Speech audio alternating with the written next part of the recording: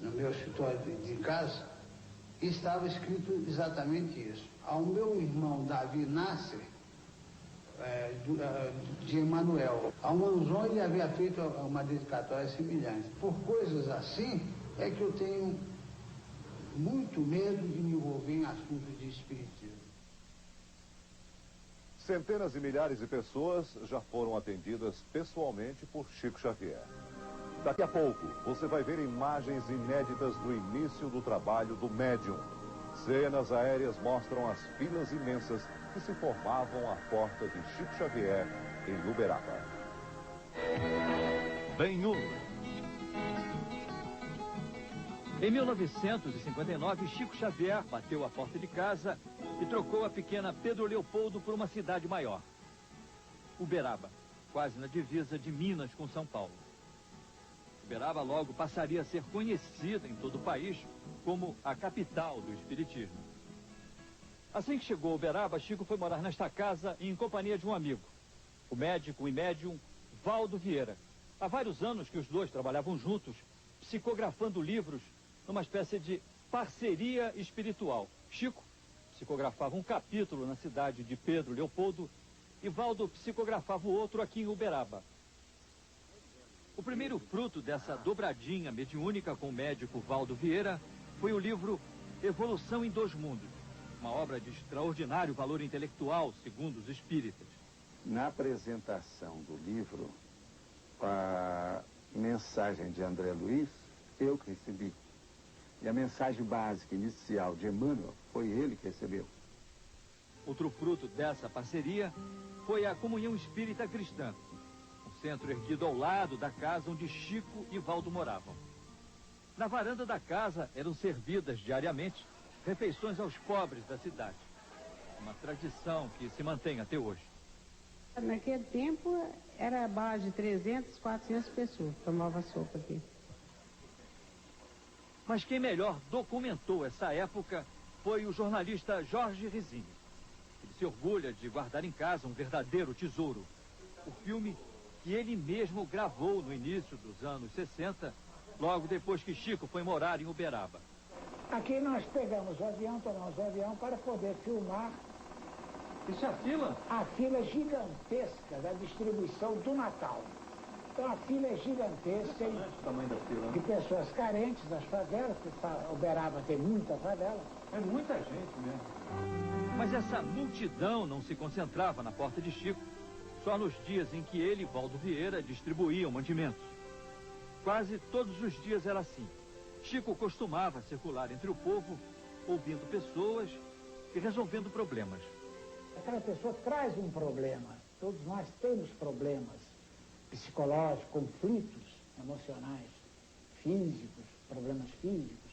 Então, e o Chico atende a todos. Esse compromisso de amar o próximo com a si mesmo o tem acompanhado ao longo de toda a sua vida.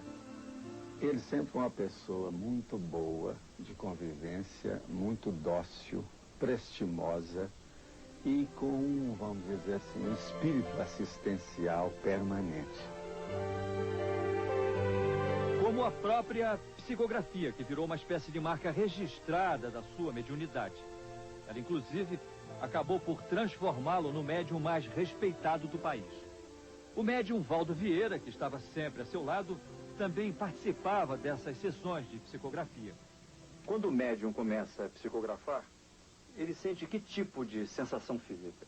A sensação é agradável quase sempre. Há uma contração de músculos e de sistemas, se o médium está mais ou menos semiconsciente. Agora, ele vê que ele está sendo possuído, ele é impulsionado por uma inteligência, uma força, vamos dizer assim, coesa, que o domina completamente. E o fluxo, então, daquela ideia passa por ele, atinge o processo da mão, as rédeas passam para outra consciência, outra inteligência que está dominando ali temporariamente. Como é que o senhor explica aquela velocidade na hora da psicografia? Agora, a coisa mais séria não é isso. A coisa mais séria é quando esse médico psicógrafo recebe mensagens em poesia, por exemplo, poemas, sonetos.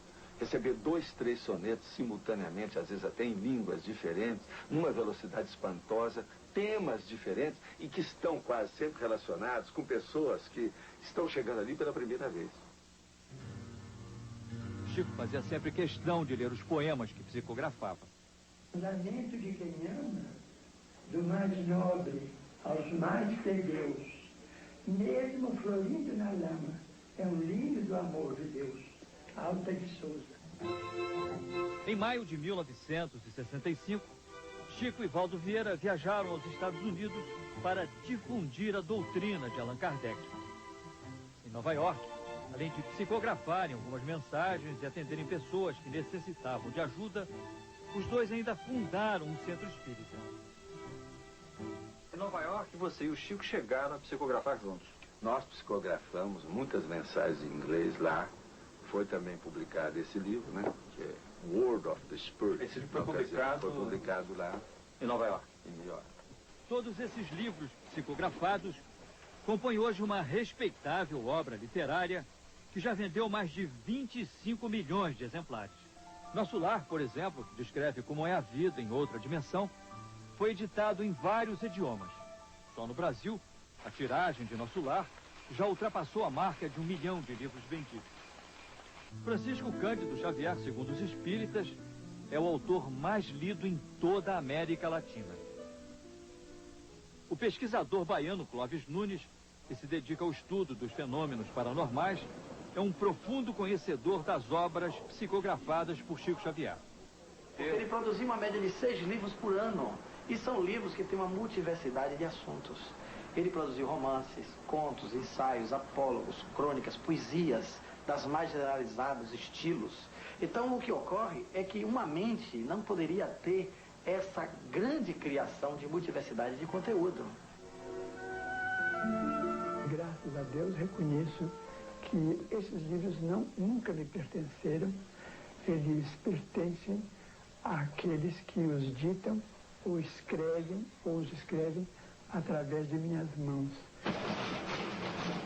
Nos últimos 60 anos, Chico Xavier psicografou cerca de 400 livros, entre romances, poesias, crônicas, além de mensagens de cunho doutrinário. Os direitos autorais de toda essa vasta obra literária produzida mediunicamente foram doados a cerca de 20 instituições de caridade espalhadas por todo o país. O Grupo Espírita Emmanuel, aqui de São Bernardo do Campo, em São Paulo, vem desenvolvendo uma série de atividades graças aos direitos autorais de 85 livros que foram doados a esta instituição por Chico Xavier. A renda obtida com a venda de todos esses livros mantém hospitais, asilos e dezenas de instituições como essa em todo o país. Se Chico tivesse recebido direitos autorais por esses 25 milhões de exemplares vendidos, seria um homem muito rico. Os livros não me trouxeram dinheiro e nem me dão dinheiro, mas me trouxeram aquilo que eu considero muito acima do dinheiro, que é a amizade de muitos amigos, um verdadeiro tesouro de amor que eu tenho dentro da minha vida, que faz realmente a minha felicidade, porque eu me sinto feliz com os amigos que Deus me deu. Você acha que um juiz pode aceitar a mensagem de um morto para absolver o acusado de um crime? Daqui a pouco, o surpreendente caso do jovem Maurício. Pela primeira vez na história da justiça, uma mensagem da vítima recebida por Chico Xavier absolveu um acusado de assassinato. E a história emocionante da mulher que construiu um hospital com a ajuda de Chico Xavier.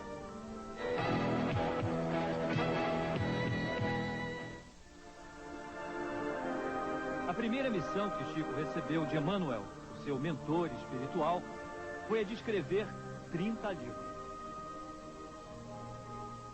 Um dos mais ilustres escritores psicografados por Chico Xavier foi Humberto de Campos.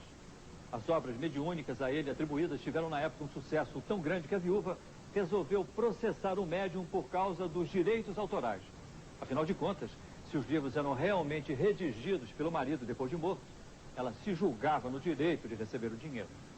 O caso provocou uma grande polêmica na imprensa, mas a justiça só reconheceu os direitos de propriedade das obras que o escritor produziu quando ainda era vivo. No ano seguinte, para evitar problemas, os livros mediúnicos de Humberto de Campos passaram a ser psicografados com o pseudônimo de Irmão X. A psicografia de Chico Xavier já serviu também para resolver um intrincado caso policial.